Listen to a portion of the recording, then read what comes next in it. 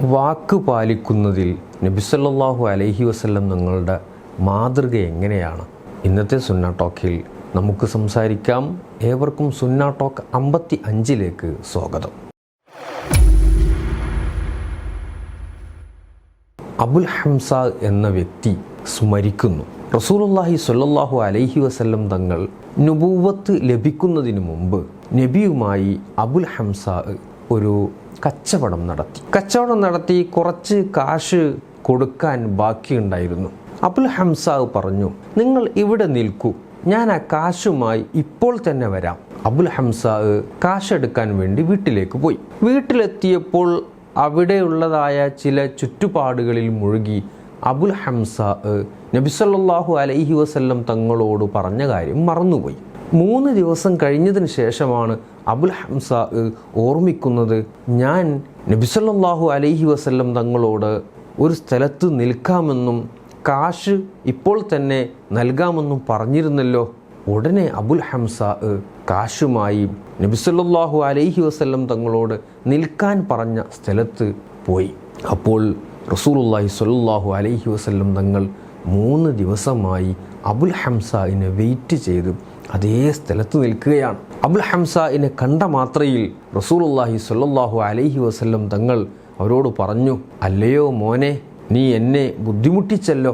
3 ദിവസമായി ഞാൻ നിനക്ക് കാത്തു നിൽക്കുന്നു. നബി സല്ലല്ലാഹു അലൈഹി വസല്ലം തങ്ങൾ ഞാൻ ഇവിടെ നിൽക്കാം എന്നും വാക്ക് പറഞ്ഞ കാരണത്താൽ അവിടെ നിന്ന് മാറാതെ, വീട്ടിലേക്ക് പോകാതെ, മറ്റു ആവശ്യങ്ങളിലേക്ക് പോകാതെ അബുൽ ഹംസയെ പ്രതീക്ഷിച്ചു കൊണ്ടിരിക്കുകയാണ്.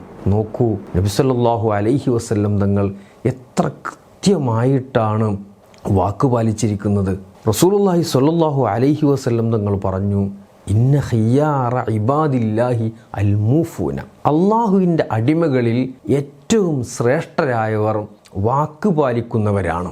നാം പല ആളുകളോടും വാക്കുകൾ പറയാറുണ്ട്, പക്ഷേ കൃത്യസമയത്ത് നാം അത് പാലിക്കാറുണ്ടോ? 3 മണിക്ക് വരാം എന്ന് പറഞ്ഞാൽ നാം 3 മണിക്ക് എത്താറുണ്ടോ? ഇന്ന സ്ഥലത്ത് ഞാൻ ഉണ്ടാകുമെന്ന് പറഞ്ഞാൽ ആ സ്ഥലത്തേക്ക് നമ്മൾ പോകാറുണ്ടോ? ഇന്ന പരിപാടിയിലേക്ക് ഞാൻ വരാം എന്ന് പറഞ്ഞാൽ ആ പരിപാടിയിലേക്ക് പറഞ്ഞ സമയത്ത് നാം എത്താറുണ്ടോ? നമുക്ക് പലപ്പോഴും നമ്മുടെ കാരണത്താൽ, നമ്മുടെ അലസതയാൽ, നമ്മുടെ ശ്രദ്ധക്കുറവിനാൽ സാധിക്കാറില്ല.